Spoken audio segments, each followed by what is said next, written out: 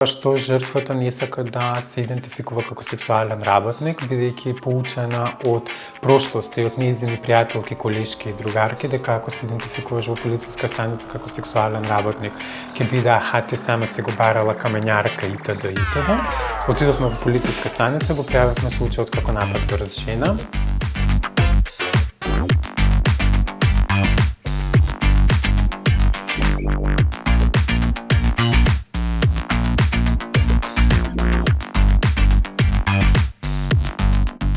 Пракса гледаме дека институциите ги третираат сексуалните работници како некој кој што е сторител на кривично дело. И таквото постапување на институциите всушност влие и на одржување таа негативен стереотип кон сексуалните работници дека тоа се криминалци, луѓе кои што се однесуваат спротивно на моралот и на правото и како такви заслужуваат најстрога и морална и општествена и правна санкција.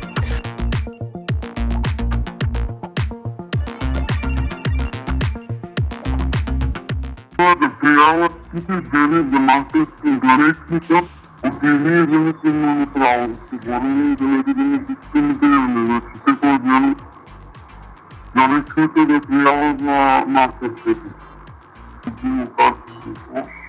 Треба викаме жените да имат предност система да пријават за местните.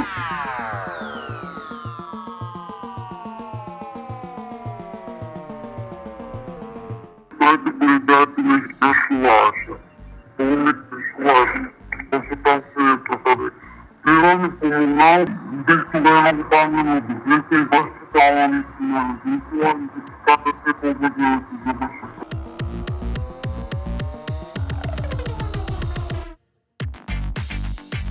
Че патот не е толку лесен, бидејќи треба да се обратиш можда и 30 пати, за да кажеш што ти се случило, за да може да има некаква разрешница. Сепак тоа сметам дека може да се заврши во рок од саат време. Кога седевме во полициска станица, дојдоа 15 полицајци, 15 инспектори, како сакаш да ги кажеме, каде што сите ја распрашуваш што се случило, како се случило, со тоа што ти жртвата ја ставаш, дополнително ја виктимизираш, со тоа што 15 пати она треба да се навраќа на случајот кој што се случил ден претходно.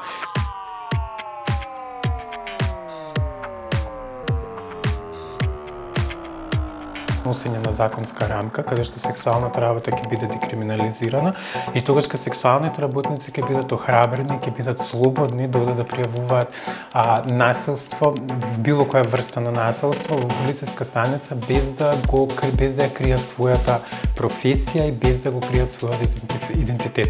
Едноставно ќе бидат охрабрени, ќе бидат слободни да ги пријавуваат случаите на насилство како сексуални работници, не да го прикриваат тој момент и да се плашат дека ако бидат откриени, дека ќе бидат они криминализирани, односно дека ќе се сврти целиот случај против нив.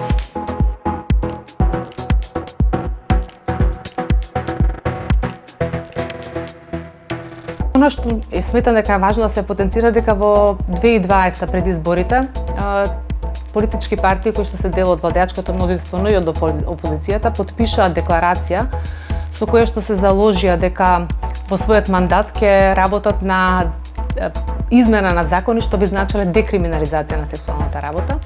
За жал, денес не гледаме некакви опипливи резултати од таа нивна заложба декларативна во 2020, но она што можам да го истакнам како некаков напредок е препознавањето на сексуалните работници во закони и политики со кои што се забранува дискриминација и насилство.